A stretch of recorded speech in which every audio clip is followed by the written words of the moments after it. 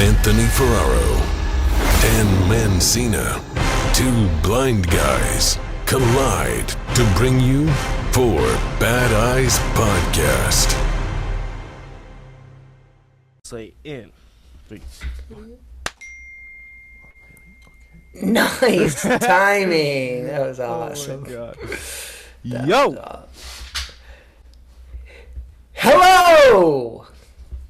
How are you? Four Bad Eyes. I have a special guest. My big dog right here. Oh! Come say hi! Come say hi! Oh! Full purebred He Newfoundland. doesn't like that big old Newfie. He's- Yeah. Oh, that reminds me of a story. A doggy story?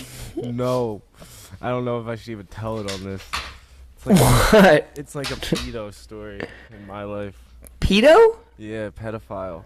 Oh no. When I was on vacation when I was a little kid, we were in the Dominican Republic. It was me, my mom, and my sister. You almost got abducted? No, listen to this. This guy, his name, I won't even forget his name. His name was Brian.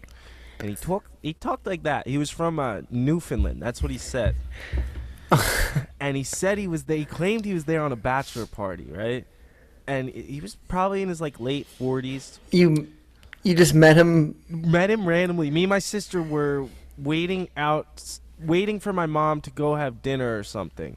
Okay. And I had my cane and stuff, so like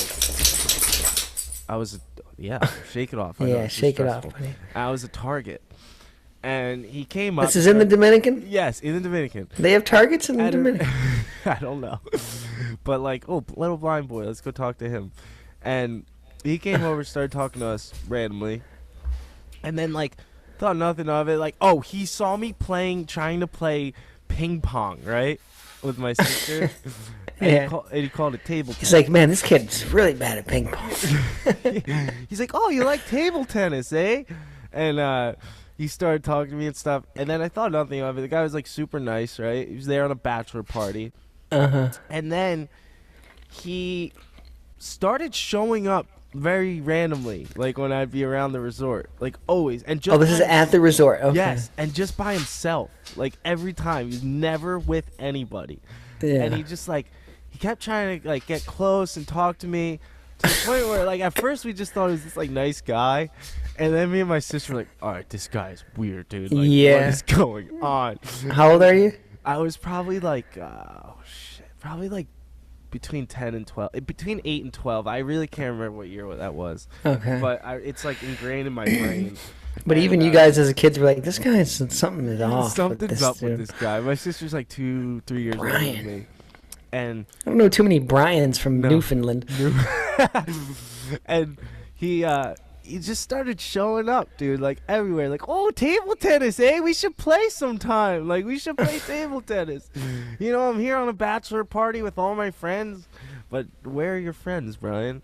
And this is when it got really weird. This is when my mom was even like, all right, dude, we got to get away from this guy. Stay away from that guy. And it was my birthday.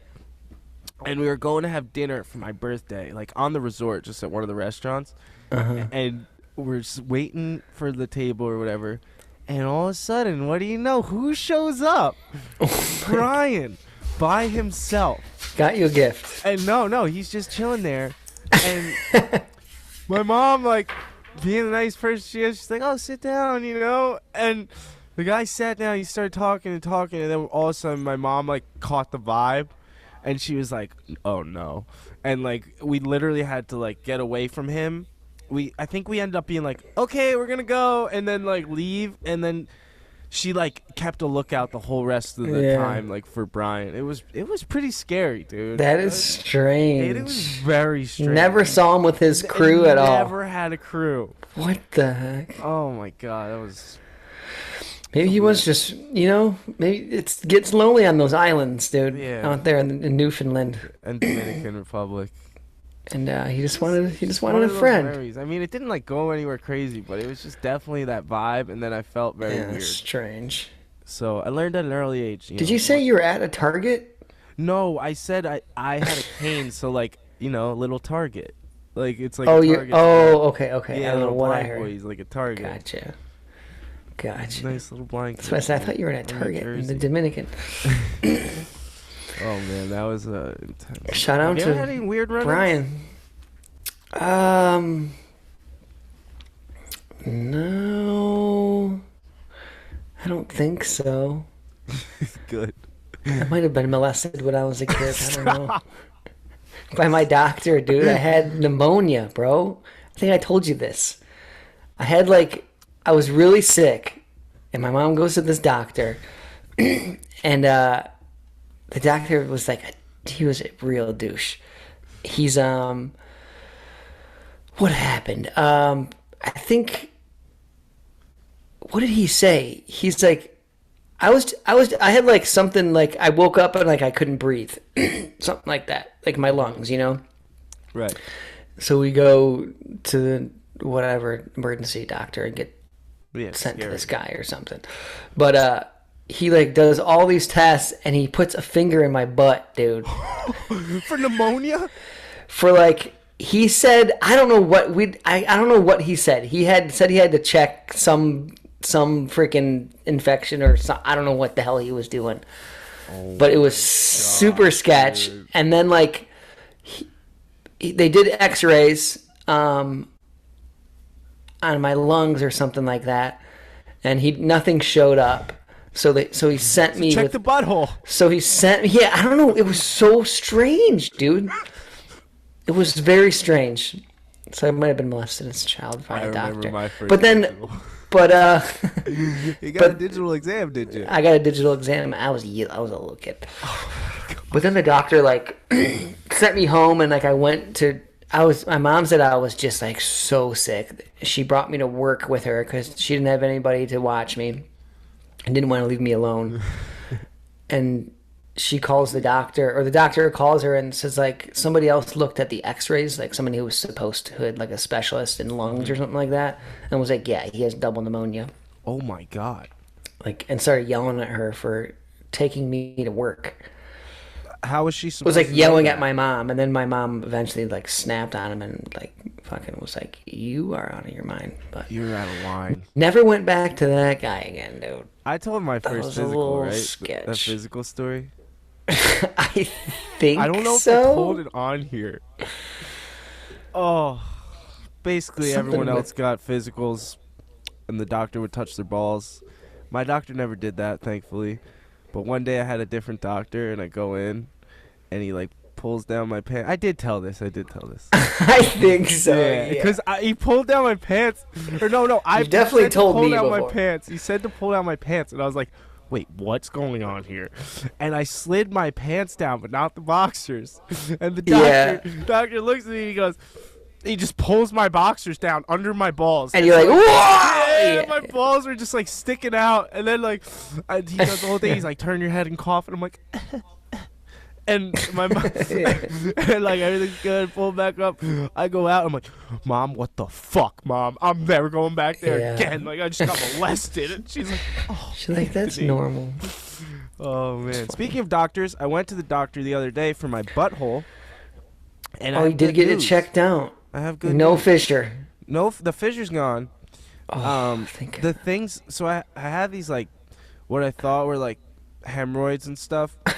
So I this is quite the episode, dude. I know. God. Should I not tell this? I want to know. Yeah, because you were in pain in Florida. I was in severe pain, and we talked about that on here. Like it was excruciating. And then once that went away, I'm like, well, I still have these like hemorrhoids, and am I just gonna have to live with this forever? Like, what am I doing wrong? What what can I do better? I feel like it's my fault. Why does this keep happening to me? And I get really discomfort, like just itchy and stuff. But like, I went to the doctor and he looked at it, and apparently I had like one hemorrhoid that wasn't even bad at all. Like it wasn't even inflamed. And that's just something I'm gonna have to like live with. And the other stuff is literally like I had little skin tags from my surgery that I'm just gonna have to deal with forever. So where's the pain? Where was the pain coming from though? It comes from the skin tags. Like we'll get like, they'll like almost get like raw or like rub against each other sometimes. That's what it is? Yeah, it's brutal, dude. So, but that like cleared a lot of anxiety, and now I feel like I can live a lot Oh, happier. okay. So it's just like, it's not that bad. A couple butt tags back Dude, there. I learned that like a lot of women like that give childbirth, most of them have to live with hemorrhoids the rest of their life. Yeah. Oh, yeah. Pushing, dude. Yeah. Pushing Keep hard. pushing. Keep pushing, baby. Keep pushing. Not too hard, though. Not too hard. What does your That's skin your tag say? tagline. Does your skin tag say made in the USA? What does it say? Produced in the USA. What does yours say? Made in Taiwan or Oh something? my god. Oh, and I also, you can't see, but I got my hair braided. Did you? Oh, for the big tourney, dude. Yeah, I got the cornrows on. Nationals. Nationals, I'm all Oh, set. you got cornrows? Yeah. Is that what you usually do? Yeah, it's like cornrowed back and then like braided down. Like, so cornrowed to my head in the back and then the. Because like, I don't really know what a cornrows are. So it's like I've seen them. They're just like a bunch of rows of like these braids. mini braids. Yeah, these ones are a little fatter and they're like, crap. let's see, I have 1, 2, 3, 4, 5, 6, 8. And they Oh, all your head of hair is into eight braids. 8 rows of corn. So yeah, 8 rows on the top of my head, and then they like finish at the back of your head, and then the rest of the hair is like braided out. So yeah, I'm rocking it, dude. People are loving the look. Yeah, I look like people are trying to like compare me to like what fighter I look like. Like what's the guy? What UFC dudes? I don't know. I used to one time people were like, "Yo, you look like Post Malone." Post Malone. Does he have long hair? I don't know. I I don't think know he what is. anybody looks like, man. Yeah. Gonna be some dread headed in the lobby. You're growing your hair back, right? It's still going right now. decided? It's getting real shaggy. I haven't decided yet. I was gonna cut it this week, but Ruby Roo. I don't know. I don't know what I'm gonna do. So that Definitely not gonna do cornrows. I know that. Not gonna braid it. I thought you would do like one giant braid. No, that's That's how I easy. imagined. No, I do it. Who did it? Where'd you my, go? My cousin came. I tried booking at all the like. I tried like a couple African hair braiding places. A couple of them were booked. A couple had really bad. They saw reviews. Ferraro. They're like, mm. A lot of the time, dude. I called one time. That lady was like, "What are you doing calling here?" Basically, I'm like, "Dude, Really? this." Dude. Yeah. Yeah. I used to go to this real down home place in Brooklyn, dude. Like, Yeah. it was like on Broadway Ave, under the subway tracks, and it was like they didn't even speak any English. They'd just sit me in the seat and like start going at my hair. And they would freaking like rip your scalp up, dude. Yeah. Like, I would leave in pain with like a headache. Jeez. But those things lasted. That's for sure. It does hurt, right? Because Yeah, they're it just does. yanking. By the way, my cousin does. She did it really good. She like did it really gently. I think because she has like the small fingers. So are you like super protective over your hair right now? Can you not get it wet? No, I can't. I just took a shower. You can't really wash it though. Yeah, you just So, like. Yeah. I just have one practice tonight, and then just need it to last like 2 days. But I'm on weight, dude. I'm never on weight this early. I was a pound underweight last night, which is unheard of. Whoa. I know. My coach was like, "Don't get too light." But it feels good being prepared. I hate Ready to that. go, dude. That's the biggest anxiety sometimes about. When's your first match? So you got Saturday. nationals coming So it's on. all day on Saturday. Coming up on May. Wait, what month are we in? We're in May. May 21st would be It'll be nationals. May 21st. So hopefully when you hear this, I'm the national champ for the para. Yeah, I don't know when this will Para probably come judo. out after that, but yeah. Dang, you're on weight though. You're all ready to go. Yeah, that's literally one of the biggest anxieties for competitions is when you have to fly and you are overweight and you can't eat anything like going on your trip. You can't even eat anything on the airplane, which that's the number one thing to stay away from airplane food because it's like super salty. Yeah, and it's like shit food. Yeah, it's not good. And then, no, I just Buddy hate Paul, having to bring Paul Shire clothes. got sicker than a dog on airplane food. Food poisoning on like a 24-hour flight, right? Yeah, he was going to Australia. Australia and he landed and was on a commission for like a week. That's insane. But yeah, But this is more for the salt because it's just super preserved. Your body retains it and everything. But no, I hate having to bring clothes to cut weight and all this stuff and like. Yeah. Oh. So you'll be good as long as you just keep eating or whatever. I'm just gonna warm up tonight, like not do anything crazy, and then just. Are you done training? Now you're just resting until your matches. Tonight I'm gonna go to practice and like they call it fitting in, so just like practicing moves instead of like going live fighting. So like just to stay away from injury. Yeah. I don't know. And then I hate competition. Which one is the 21st? Is it Saturday or Sunday? Saturday. Yeah. It's on, baby. It's on. Don't get going. You know how many people are going yet? No. Don't have numbers? I should have. They gotta have an idea. The Parasite's pretty weak because no one wants to show up, especially like money and stuff like that. Mm-hmm. So that's the thing about the whole Olympic journey is like you really have to invest in yourself. Like you have to. Most of it's self-funded. Yeah, it's all self-funded basically. Yeah. Like even the stuff that they fund, it's like I don't know. It's very picky and choosy, but. You just gotta, if you believe in it, you gotta do it. You gotta go into debt. You gotta do all this shit. Go for it. Like, that's the taking you're earning your stripes, I guess. I guess, or they're taking advantage of these athletes, and I don't know. I call it a combination. It is kind of a combination, yeah. Yeah, because look, for your skate stuff, like a lot of it, before you get sponsored, you have to believe in yourself. Yep. You gotta buy everything. You gotta go everywhere. Yeah, but that's more like that's you just doing it on your own, buying your own like equipment or whatever you want to call it. Yeah. You know, this is somebody profiting in some way. Yeah. Off of your competition. You know what I mean?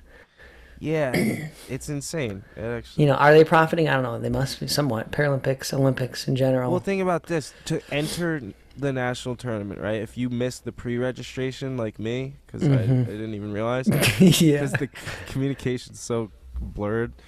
But, you know, that is on me. I should have known. But when I register there, it's $150 per division.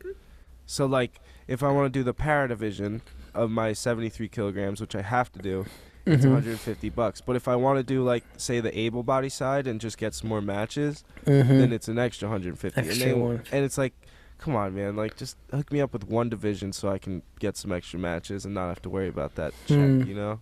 Yeah. Or, like, how about if I win the para side, you'll reimburse me for one of them. You know what I mean? Yeah, something. But it's all part of it. Yeah. You ready for tour? I'm not ready. Are you nervous?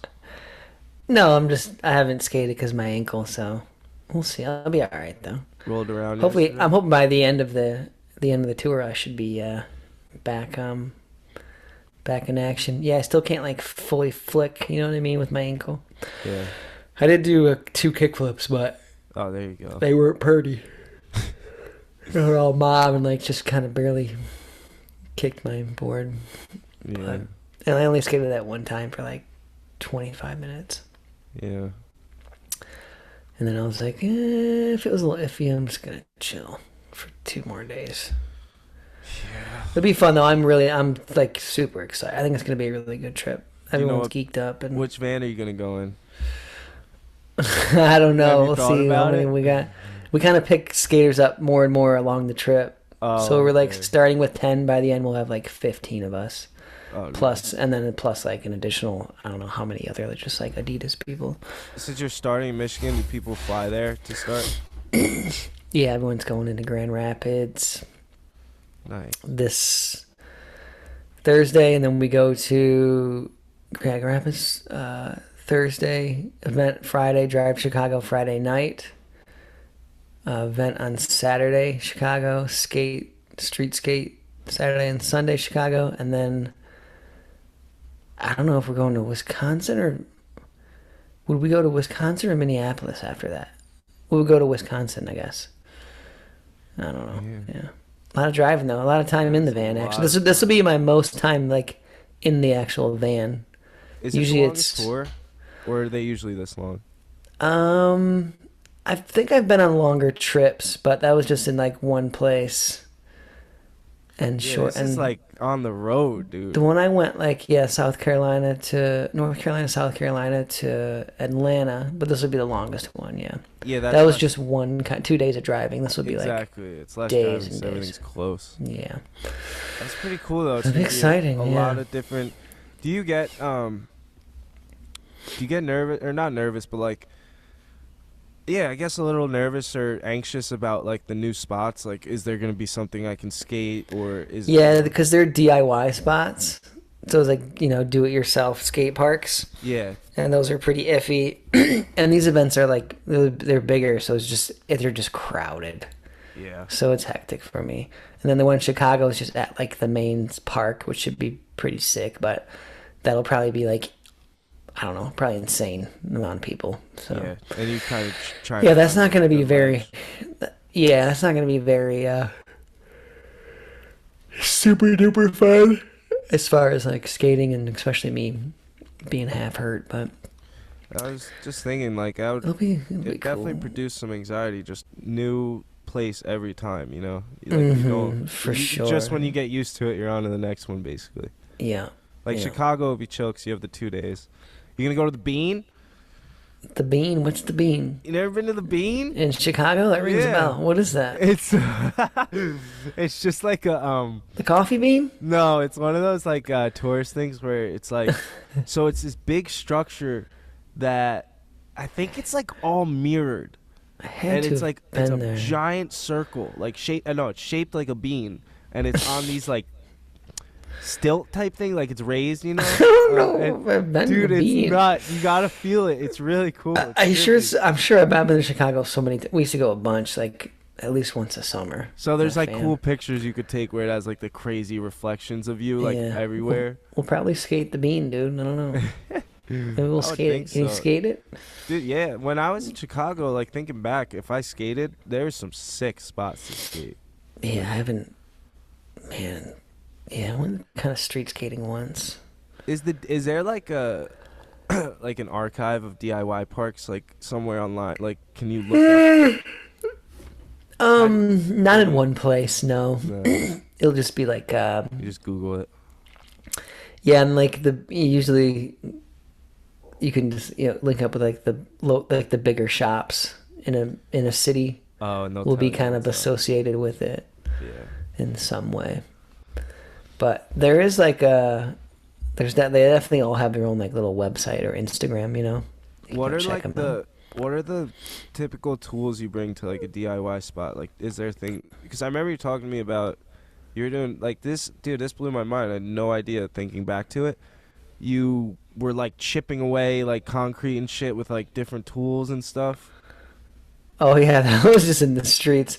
But DIY is like, it's usually just like a group of, man, Otter is just snuggled up with me right now. That was cool. DIY is like, a Oh, group I of like, hear him. it could be, yeah, he's like snoring over here. He's got his head between my feet. I've been to DIYs where it's like there's this one here called the Deli, and it's like in this abandoned building, and it has like Yep. they'll pour concrete up to the windowsill so Yeah. you can, like get a little ramp up to it, and there's like, really sketchy like wood planks to make ramps and shit. Yeah, everything's just done budget. You know what I mean? Just like people carrying in bags of concrete and bringing in gallons of water and pouring their own cement and stuff like Have you that. ever done that?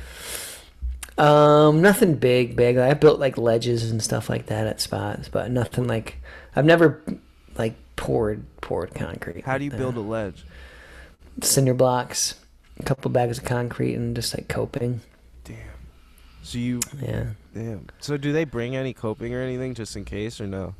No, it's all. These are all like. These are Already set already set up and like Yeah. pretty well established. Like big. Some of them are like. Some of them are insane. Like Burnside and fucking PA or whatever. Is it in Philly? PA? I think Burnside is there. Yeah, that's like a huge, giant bowls all just poured by skaters Oh my god. under a bridge. I mean, like massive, just a massive skate park, all just done by locals. Yeah, I think FDR has a lot of DIY stuff too. Yeah, that's what I'm talking about. Yeah. Oh, okay, FDR. Yeah, that's under. Yeah. I used to go there when I was a kid. Yeah, with my that's brothers. all like man-made, or like pretty much like that's like the first DIY almost. Do you have a spot? First big DIY. Do you know any of the spots you're going to that you're like excited for, that you've heard of, or not really? I don't know. Yeah. The only one I know is I'm sure I've been to the skate park. The one in Chicago is like the actual outdoor park there. You've been there? It's not a DIY. Yeah, pretty sure I've been there. I've been to most of the outdoor ones as a kid. They've been there forever. Chicago. Chicago. I hope it's the one I've been to. The one I remember seeing Huffnagel at one time. You guys are going to have some good dinners in Chicago. Yeah, it's going to be nice. Yeah, That'd be your best eating all trip. There's some nice steakhouses in Grand Rapids. Yeah. I don't know what they got in Wisconsin. Wisconsin, a lot of cheese curds. Yeah. Cheese curds. Dude, I didn't know what cheese curds were. Someone's like, you got to get fried cheese. Fried cheese. What the hell is that? So good. It's like mini mozzarella sticks. Yeah, what's the other one that's big in, is it Atlanta? The Lucy Gooseys or whatever? What the hell is that? The cheese in a burger. Cheese in a burger? Yeah, it's like 2 patties and then cheese in the middle, and they just mash them together and they cook the burger. I think it's called a loose something like that. Lucy Goosey? Something. It's not Lucy. It's something like that. Yeah, Juicy Lucy, I think. Juicy Lucy. I always call it a Lucy Goosey. Juicy Lucy, dude. Delicious. That's one of my favorite things about traveling to places. All the crazy food. The food. Like your pasties up north. Food. You're gonna eat like a madman after your comp, dude. Yeah, probably munch. Definitely. Gonna go to Universal after. So. Yeah. Universal Studios. I'm gonna go get my wand. You could go back to Epcot and go ham. Did you eat a bunch of food when you were there? No, the food was awful. Was it? Listen, What'd you eat? I'm very. I know you're a picky boy. No, I'm not. What'd you eat? Picky. Listen, it's not that. What did you eat? I ate an arepa. What didn't you eat actually? I ate an arepa. No, listen. An arepa? Yeah, I'm very spoiled. So like. A crepe? No, it's like what is a arepa? It's like a Venezuelan dish. It's I think I was raped when I was a kid. Stop with the digital exam. Yeah. Or is that molested? Is that not rape? Yeah, that's Yeah. different. Sorry. Jeez. Yeah, I apologize. Yeah, sorry. I mean that. Yes. We really are Insensitive. But the arepa's like it's like cornmeal and like some type of they had like chorizo in it and stuff. It's like a patty, like cornmeal patty almost. It's kind of okay. Like I've had really good ones in San Francisco, Uh-huh. but that's the problem is I'm a very big like foodie in terms of I like to go to nice places and I like good quality food. So it was hard getting into that mindset at Epcot that like I actually wasn't in those countries because I'd be in Germany. I'd be like, oh, I want to go get a pretzel, right? And then like, and you think it's gonna be this real authentic thing? And I'm waiting in this like 50-person line, and I'm like, I've been to fucking Germany. I can't even do this right now, and that ruins it. I shouldn't be like that. Really? You know? So and like, why am I gonna get Italian food in Italy and Epcot? It just sounds so like cliche and like.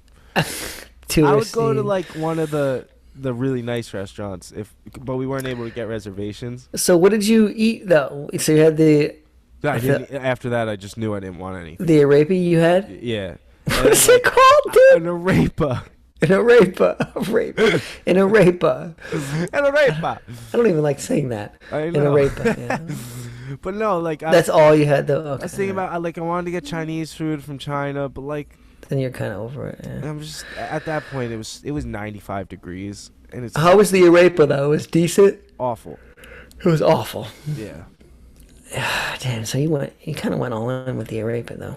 I know. I really blew my load with the arepa. Pretzel probably would have been decent. Yeah. Pretzel probably would have started it off better, honestly. Yeah. And then, but it was chill, and then by the time, it was just I hate eating in the heat like that too. Yeah, that's not good when you're outside at 90. Yeah, no one wants to eat like that. Exactly. So, eat a bunch of food. Or drink a beer. Like, it's hard to drink a beer. Ooh, see, I can drink a beer, dude. I do my best work when the weather's hot. When the weather's hot, yeah. Well, I need an ice cold something good. That's a country song right there.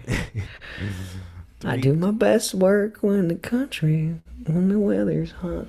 I was like, pretty good at drinking beer. I heard a country lyric is like, a good one is a cold one. I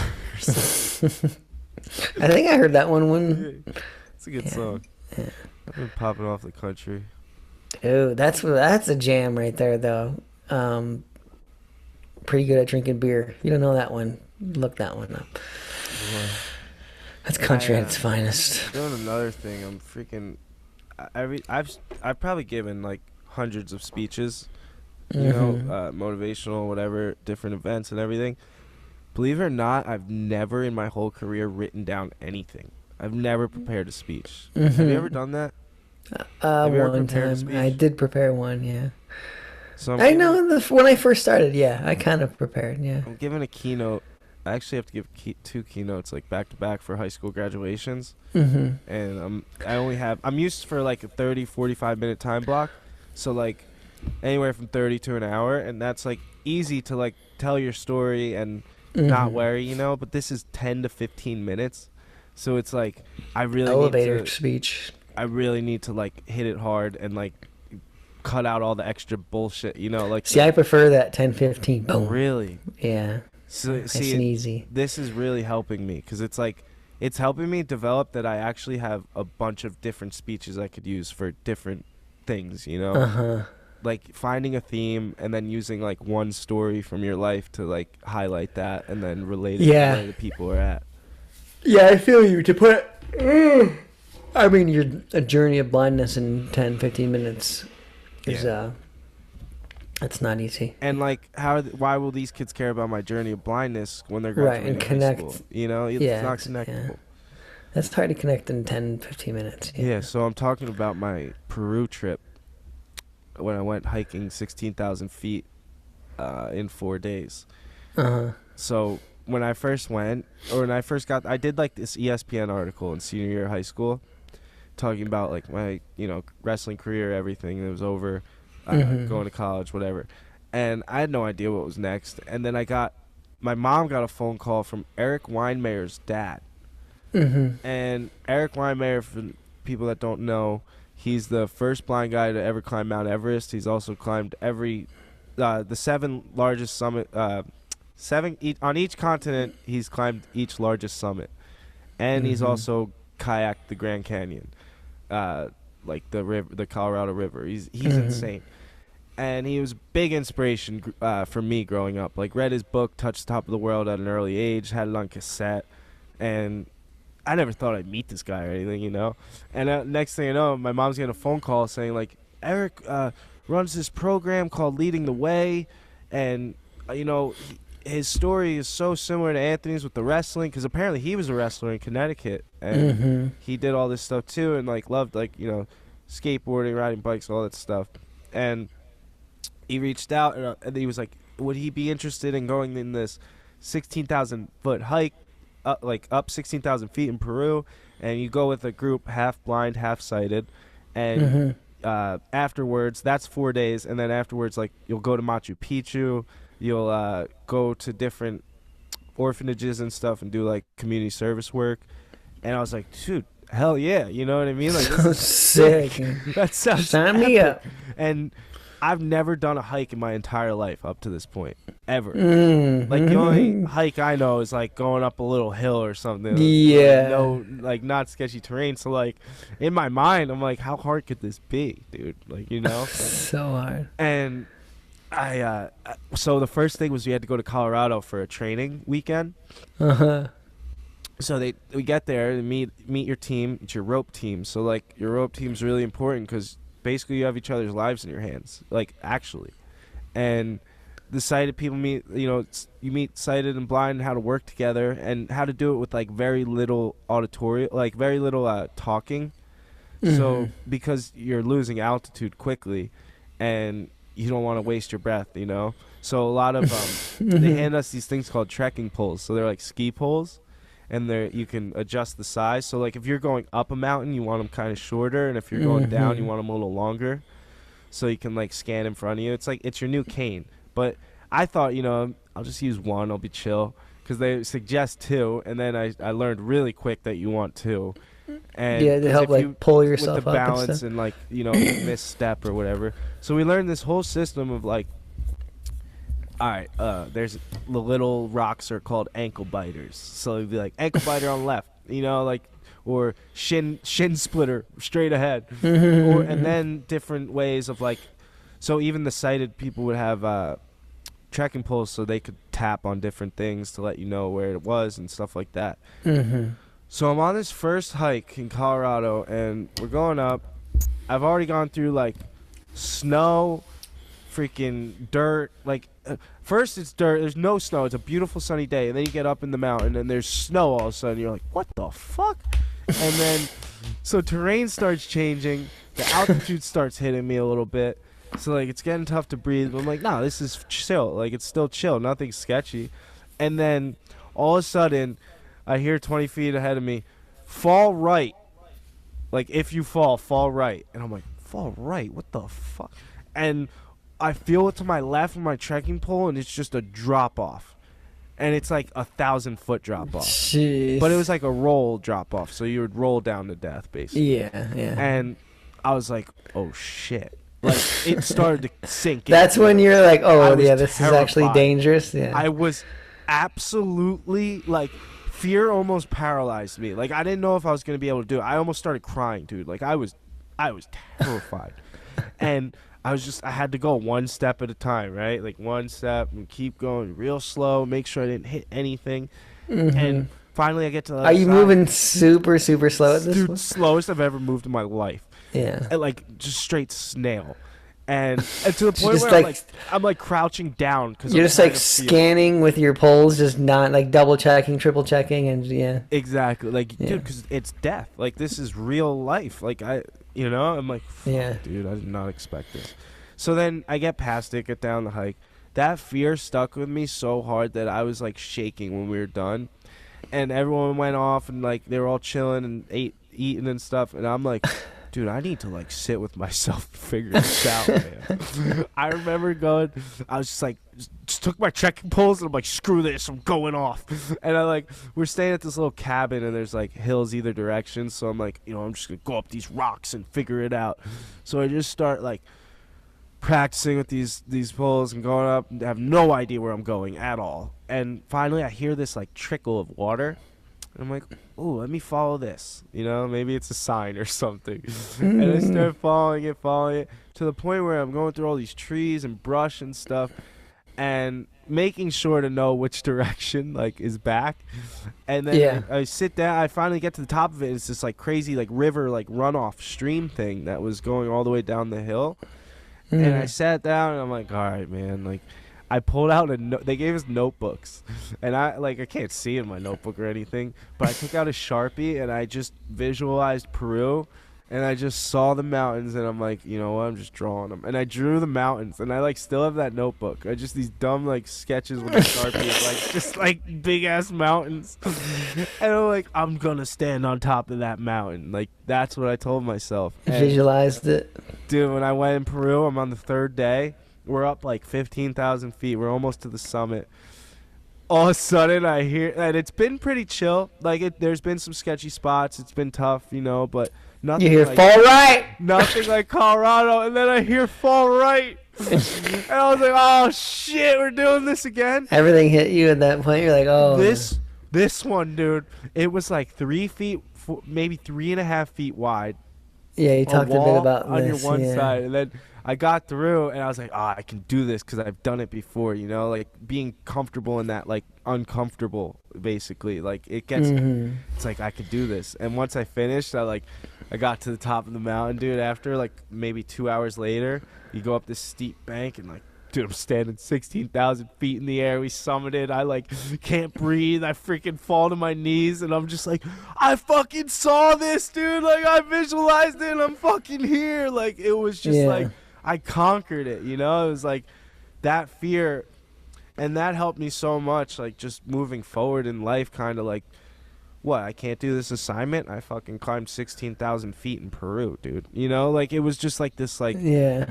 like, it gave me that confidence. But then when you're at the top, you're like, oh shit, now I have to go all the way back down the other side. Fall left this time. Fall left. No, you go down the other side of the mountain. Oh, you go. Oh, okay. So it's cool. And then once we finished, we got to this like village where it was like a school in this village, and the kids came to school, and we like made food with them, and then played soccer for like mad long. It was so fun. Yeah, what was the orphanage? Is that what you said was the second half of the trip? Yeah, so the second half, we went to like Machu Picchu first. We did what's sick is we ended the hike. So after that, after the soccer, we went another day and ended the hike at these hot springs, and it was the first shower we got to take in like 5 days. And then go sit in these like freaking natural hot springs. It was incredible. Dang. It was definitely a But what was the orphanage stuff? So the orphanage, we went to this it was like in the middle of nowhere, and it was this building where the kids lived, and they had like a big concrete like play yard basically. And yo, it was so fun. Like, they couldn't speak a lick of English, could barely speak a lick of Spanish, and it doesn't matter if you could speak Spanish because their language is the indigenous language there, and it's called Quechua. So it's like, it's a very strange Its own dialect. like, Yeah. it's a very strange dialect. Like, it's native, like, to like before, you know, like before Peru was even established, basically. Like the Incan, it's from the Incan tribe.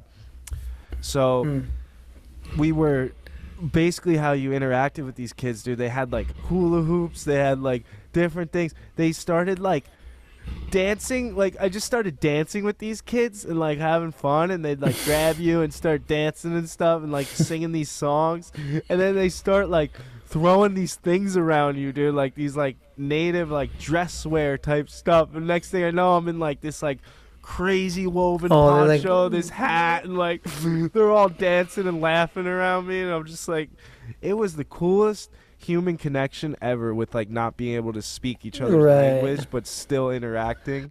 Have you ever had something like that? No, not like that, dude. No. It's epic, where you just don't speak each other's language but you're chilling. Yeah. Damn. That trip was life-changing. I need to like recall it more. Did you play any music in there or no? Did I play? I learned this instrument called a charanga, and it was like a 5-string double string, so like 10 strings all together, a guitar type thing that produced this like very like melodic sound. And it was really cool because we actually did a whole workshop with instruments and the flutes there. They have these crazy flutes that are like, it's like 6 flutes together in different sizes, and each hole you blow in makes a different sound. And it's like, you would know the sound if you heard it. It's really cool. It was intense. That was like my first experience being out of the country alone. Yeah. Wait, what was this? Middle school or high school? No, I was 17. It was after senior year of high school. Like summer going into college. Oh, yeah. Pivotal time. Yeah, definitely a pivotal time. Get you ready for college, dude. I remember one night I was in the tent. We were like really high up. Altitude didn't really affect me. But didn't. No, until this one time. It was a day we went through. The freaking weather was crazy because it would be sunny, and then you go up like 1,000 feet and it'd be hailing, like literally hailing where it hurt, and then it'd be sleeting, snow, ice everywhere, and you're like, whoa, you know. And then who got you all this gear, dude? What do you mean? Did they hook it up? Oh, so this you had a backpack. You had to carry your day bag, and it has like basically all your clothes, everything for the whole trip. Your rain gear, and you had to get all that. They gave you like a list of things they recommended. Oh, okay, gotcha. And I learned how to pack like, you know, tight and light. And they had a couple was it camels or llamas, I think. And they had like 3 or 4 llamas that would carry like all the tents and everything and the food. So we'd have to, each time we'd set up camp, we'd have to set up a kitchen. So there'd be like the kitchen area, and then we'd have to cook food. And it was a lot of like quinoa and like soups and stuff, and different like hearty stews. Where would you poop? You had to poop in a bag? The thing. We would have it was like this, what are those things called? Like a jerry can? What? No. It's like a little mini seat with a bag you put on it. Seat and a bag, and then you had to like basically take care of that, and it was like leaving no waste behind type thing, and it was really cool. You learned so much. Like that's a lot to learn. It was intense. And the one night I got to camp, and we just finished going through sleet and all this shit, and like my body, it must have just been through shock because all the climates and the altitude. I got to the point where I was freezing cold, and I couldn't. Is this when Shiver Quiver started? Yeah, this is the beginning of Shiver Quiver, dude. This is where Shiver Quiver was created because I wouldn't stop. I was to the point where they were making fun of me. And this is when Shiver Quiver started. I couldn't breathe. They're trying to give me like the coca tea, like so they use the coca leaves there to help with the altitude. And then I get to my tent and I'm basically breaking down at this point. I'm like, I can't fucking breathe. I don't know what to do. I was so cold. I put on my uncle gave me this thing for my trip, which I never thought I would use, but I used it this night. It was a freaking, like how people have like thermal stuff for under like snowboarding gear. Mm-hmm. Like you have like the tight things you wear under. Yeah, hot chilies and stuff. Yeah. So he gave me a onesie. One of those. It had the feet and everything. And it was like this crazy color with some shit on it or something. Put that on they everything. Opened my tent and saw me like curled up in my onesie, dude. And they started laughing so hard. It was so good. So good. Jeez. I'll never forget that. And then that was the birth of Shiver Quivers, dude. Ever since then. Dan and Kelly make fun of me because I get cold really. You go into these convulsing cold spells, dude, where you just get a chill. We were in Florida, 90 degrees in the hotel room, and you're just... Because you go from the hot to you guys have the air on so high. I just can't get warm, and you guys bring like a sweatshirt out. Yeah. Always overdressed. Kelly actually gets to the point where she gets mad at me. She's like, "Will you stop shivering? Like you're literally being a drama queen." I'm like, Shiver Quiver. Oh man. That was the birth of it, though, dude. They must have messed up something with that altitude messed up your whole internal temperature scale, dude. Oh my god. Messed you up for life. You taught me how to acclimate. You forced me. You gotta acclimate to the water. Insane. Wait, is that video out yet? No, that video come out? It popped in my head yesterday. That needs to be edited like now. Game of skate. Oh. Yeah. Gripping a board. All these videos we've talked about, we haven't put out. We have them. We just gotta pay a fucking intern, dude. We get the intern out. Kelly's got it. She will. Yeah. Eventually. Next couple weeks are insane, dude. I got nationals. I got 2 speeches. I'm going wakeboarding. Oh, sick! Yeah. I've never done that. Have you ever been wakeboarding? No, I've been skiing. I've always wanted to wakeboard. Water skiing? That's really hard, isn't it? It's like wakeboarding's harder to stand up, but I think skiing's like easier just to just cruise. Skiing's like pretty easy. Did you do it blind? No, I didn't do it blind. Have you ever done tubing or anything blind? Yeah, tubing for sure. Are you like me where when you fall and the boat keeps going and you're in the middle of the water, you're like bugged out? Everybody does that. Do they? Dude, I get so scared. As a kid, you're like, oh, the boat's gone. Now. I can't I know. It's like a little, yeah. Everyone has that feeling a little bit. I hate that feeling.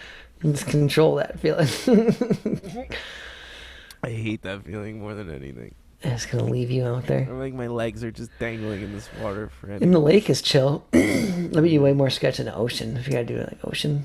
Yeah, that's right. I've never done any of that stuff in the ocean. In the inlet where the sharks definitely will roam to. Oh, yeah. Jeez. And that's like sketchy. Yeah, that I don't like.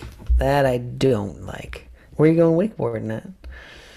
Maine. Are you doing it on a boat or one of those line track things? No, so it's on a boat, and the guy actually reached out. It's called, I forget the name, IBS Water Sports in Maine. And they're, the guy told me he was really excited because he just got this new device specifically for our session. and it's an earpiece where I wear the earpiece and he can sick, communicate with me. Yeah. While he's on the boat. So that seems really cool. So we're going to do like a sunset cruise and wakeboard. Dope. Yeah. Yeah, that was one of my. I want to do a backflip on a fucking wakeboard. Is my goal, dude. Dude, we gotta. That was on my list. We gotta set that up. Yeah, that'd be sick. You have a list? I had a list of like when I had like my show ideas. That was like one of the ones for my show ideas. A backflip on a wakeboard. That sounds intense, dude. Yeah. Sounds like you get really messed up. Well, it depends. If you have the right boat, you can go pretty slow. It's all about like making that wake makes like the actual ramp. You know what I mean? Makes so like the motor sits really low in the water, and it like creates this wake. So it's like this special boat where you go slow, but it creates this big That's giant what I'm gonna be on. Kicker on it. Yeah. I'm pretty nervous. I don't even know what wakeboarding looks like. It does hurt though when you fall, for sure. What is a wakeboard? Like, what does that look like? Do you know? It's like a snowboard, but super wide and a little bit shorter. So it's like this giant rectangular thing, and then it has like a nose and tail on it.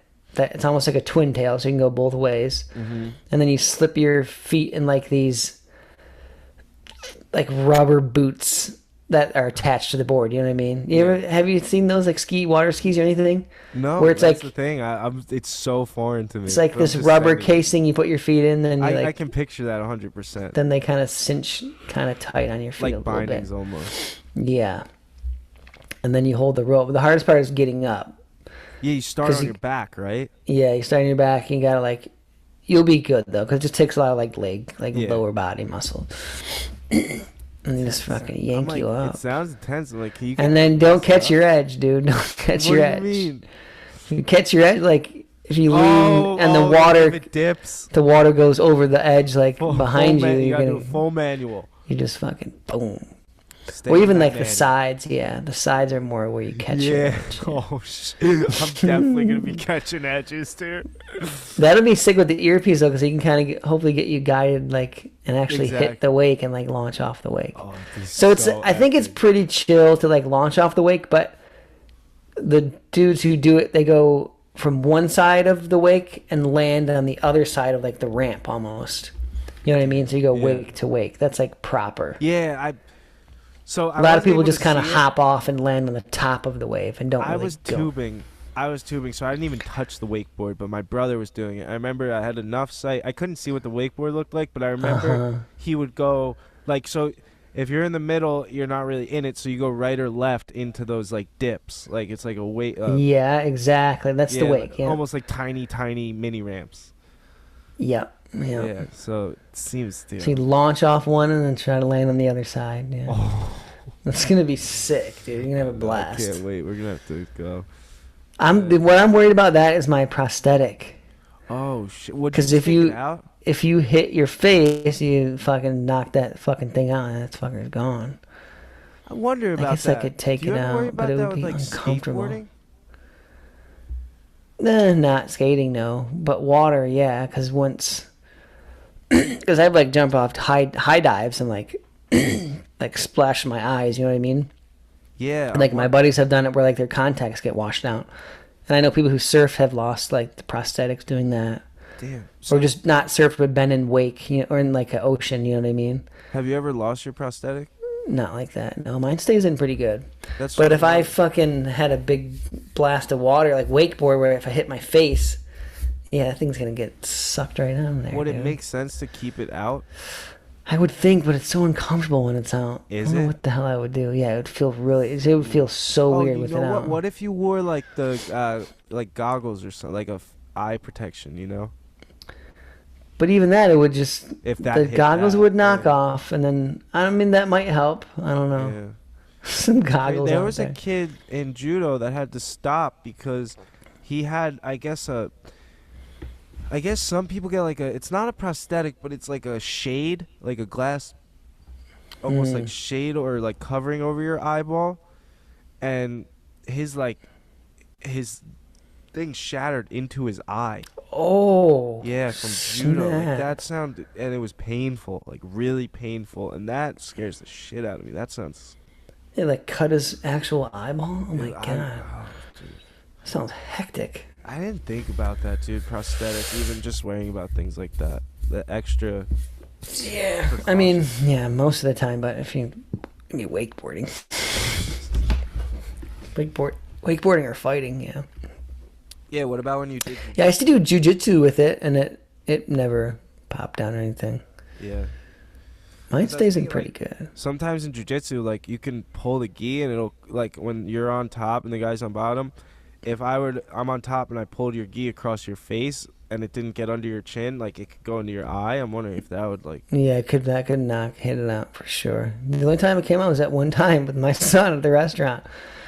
Wait, that was like yeah. rubbing the bottom of my eye, kind of. And then we did... Forgot my water's not And when we did the piñata. yeah. I was cleaning it and I lost Still it. the best video of this date. If you have not watched that video, go watch the piñata video. Oh, my eye doctor said he had a patient who was cleaning his eye and like at the same time went to like flush the toilet and flushed his prosthetic down the toilet. Like something like just random events that just ended up dropping it right in the toilet and flushed it out. And it's a fucking bitch to get a new one. I have to go in there and I have to get molded for it, and it would take like a whole month before I got another prosthetic. So I don't want to fucking lose this thing, dude. Oh, they have to. Do you have an extra one or no? No, You I just have like don't you have the mold? I have the mold, which could make the process a little bit easier for making it, because it could go off of that. But yeah, that would suck. Freaking bathroom drama. Speaking of that, I was brushing my teeth in the shower. You ever do that? Oh yeah. I got toothpaste on my pee-pee and it was so cold. Oh, it made a little minty, So minty. That's hilarious. It was so minty. I've definitely done that with like tea tree soap. The first time you use tea tree soap, like what is going on? You're like, is this okay? Your whole grundle's on fire. You're like, woo! What did I do? That's funny because the first time I was like very young and my brother was using like icy hot and just put it on my back and legs because he had too much on his hands, and I started like screaming, dude. It was like I was like, I don't think this is normal. I was so scared. I thought I had to like go to the hospital. You're such a sensitive little boy, dude. I know, your body's so sensitive. It is really sensitive. I have noticed that. Like even just with food, like whatever goes to my body, it just reacts. Oh my god. Like I eat a steak, I feel like a cow is sitting on my chest. I can feel the pain and suffering, man. Oh, don't get me started. On that note, I almost died fishing, dude. I don't know how much close I came to death, but I was walking out with yesterday. Oh shit! I put because I have all the wetlands. I gotta trying to get the dock built to get to the water. So I have the path from wintertime when it was frozen. So I have waders, so I put on some waders. Oh, you know, do? waders I need a pair of those, yeah. Some nice ones. They're game changers. They are, because I've done some like fishing in the river. Are they the ones that are like overalls too? Yeah, they're overalls and they're insulated. So this is like I got them for fishing in the springtime. For trout up in Michigan, when it's still really cold, you know. So but I'm walking out, so I'm just mashed through all the swamplands with my waders on, and then go into the water, and like I have a general idea of the drop off where it's at from ice fishing. So like I'm in the water, I'm probably like at like mid thigh, a little bit taller. And have my cane in front of me and just kind of feeling like the mushy ground in the water. So you put your cane in the water? Yeah, it's in the water with me. And I'm kind of probing and I'm feeling like take another step. And I take, like the ground is there and I go to put my foot and I sink down. and like it goes like the line. Like I have a jacket on top of my waders, you know, like over the overalls. It goes above like all of my jacket and goes up to like right at the line of where my waders start. Mm-hmm. Where and is then that line? It's like right below your armpit, like probably like your bottom under your under boob area, pretty much where that would be. Like super high overalls. High, yeah, really high. But it gets like to that line, and then my next foot comes over, and I'm like, I get stuck in this like muck. But like, if the water goes over the, is that my? Yeah, that's me. Sorry. No. If the water goes over that, the water will go in your waders, and you can get like it can be in big trouble. Oh, then you're like pulling people down. You can get pulled in the river. People die in the river because they'll get. If that current gets in their waders like that, they get pulled over. Yeah, they get sucked under. Oh, dude. So that's in my head. I don't know what would happen in the water like that, but like so I'm like right at the line, and my feet are like in this muck. So I'm like half stuck, half kind of sinking. I'm like, oh shit, dude. I'm like kind of like panicked for a split second, and I was able to like kind of like weasel my feet backwards and shuffle them like back up the little just mush and got out of the situation. But it was did you get wet? Definitely had my just my jacket got soaked. Okay. Like my jacket on the outside. But damn, dude. It scared the shit out of me. Name of this episode Quicksand. Hope you enjoyed it, folks.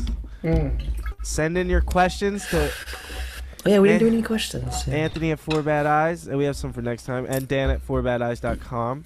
And go to 4badeyes.com, subscribe to everything. And 4 Bad Eyes across the board, FOUR. People die every time I tell them the name of our podcast. And I kind of they just love it. When we first thought of it, or Heather first thought of it, we're like, oh yeah, that's fucking great. Now I'm so used to it. But then when we tell someone new, you get to kind of relive it. We're like, oh yeah, it is a funny. The prep is like how you say it. Yeah, I do a podcast with my other blind buddy. It's called 4 Bad Eyes. FOUR. Oh, it's the reactions are gold. So yeah, send in your questions. Keep showing the support. We love all the emails. You guys are awesome, and thanks for listening. Seriously, and go to Dan the Mancina across the board, and ASF Vision across the board. That's right, baby. It's been another great Sunday. Thanks for listening and watching. Much love. What else, Dan? Keep pushing. Thank you. Dang it. Always forget it. Keep pushing INC. Go donate. And fundraiser.com. FUNDRAZR, right? Yes, finally keep pushing. Yep. Thank you for all your donations. We are making this reality. We got to get this park for Dan and all the people. It's been growing. People have been donating. I need Thank this park just as much. Oh, special shout out to Susan, who donated. She sent me an email and said you didn't have enough information on the website, and then I gave her a nice message back, and I sent her the link to the fundraiser. She ended up sending a check. Oh, man. And she sent a recipe, her favorite recipe for these sugar cookies. No, that I'm going to make. I love sugar cookies. Wait, from scratch? Yep, from scratch. Oh, Susan, thank you. I think there was a Heather read it too. There's also a frosting recipe on there too. Oh my god. She was like, I was gonna send actual cookies or a dessert, but I didn't think they'd travel well. But I see a she gave me the actual coming recipe. In June. Yeah. Sugar cookie recipe. Thank you, Susan. Thank you, Susan. That was awesome. We love you. We love everyone. Thank you so much, and one love. Yes.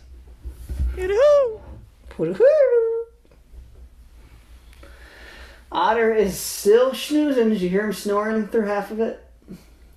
Keep pushing, and one love from 4 Bad Eyes.